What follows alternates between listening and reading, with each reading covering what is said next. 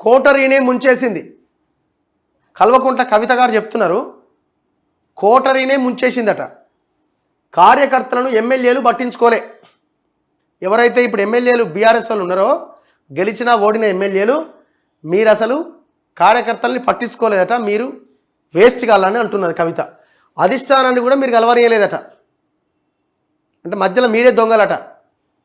BRS ఓటమి పైన MLC కవిత, దళిత బంధు సహా ఇతర స్కీముల్లోనూ కోటరీకే ప్రయారిటీ ఇచ్చారని కమెంట్ అట.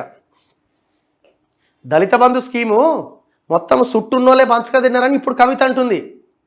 మేము సంవత్సరం నుంచి మొత్తుకుంటున్నాం.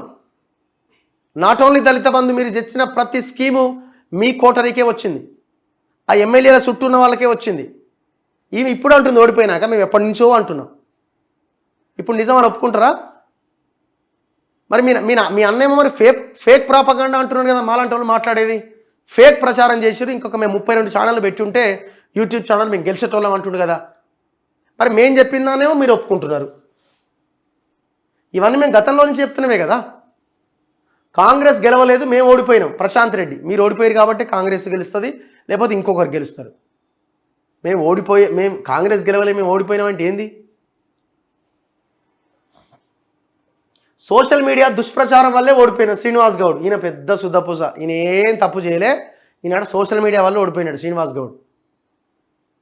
ఏదో ఒకటి చెప్పుకోవాలి కాబట్టి చెప్పుకుంటారు. మైక్ ఉంటుంది కదా. ఇక నువ్వు చేసిన అరాచకం ఆయన, నువ్వు 1,00,000 మెజార్టీతో ఓడిపోవాలి. ఇంకా నయమే, నీకు 26,000 30,000తో ఓడిపోయినట్టు.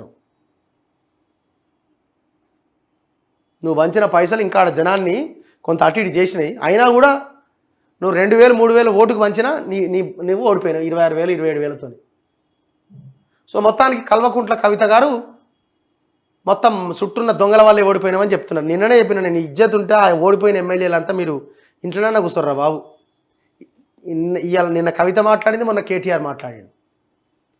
ఈ దొంగల వల్లే, ఈ లంగల వల్లే ఓడిపోయినామని. ఇక మళ్ళీ మీరు ఇంకా పార్టీలు ఎందుకుంటున్నారు? మీ వల్లే ఓడిపోయాం, క్యాడర్ను మీరు లెక్క చేయలేదు, నేను కలిసేందుకు ప్రయత్నించిన అడ్డుపడ్డారు.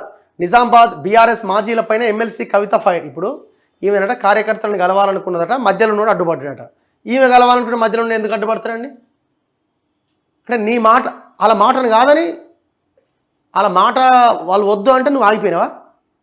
చెప్తానికి కూడా ఏమైనా ఉండాలండి, నాకు అర్థం కాదు. వాళ్ళు madam madam madam madam sir sir అని మీ ఎంతసేపు మీ బూట్కాల దగ్గర ఉండే మీ కింది స్థాయి లీడర్లంతా, కింద కార్యకర్తలు కలుద్దామని అనుకున్నా కూడా మధ్యలో కలవనే లేదు ఇవని జర నమ్మేటట్టు చెప్పుర్రమ్మా. జనాలు నమ్మేటట్టు ఉండాలి మీరు మాట్లాడేది. మా ఫోన్లను కేటీఆర్ ఎప్పుడూ ఎత్తలే. నిజామాబాద్ ఎంపీ ఎలక్షన్ సమావేశంలో నేతల అసహనం అట. ఆయన ఎందుకు ఎత్తుతాడు ఫోను? ఆయనకు అవసరం లేదు. 4 తర్వాత ఆయన అడ్రస్సే కనబడదు. 4 6 తర్వాత కథమే.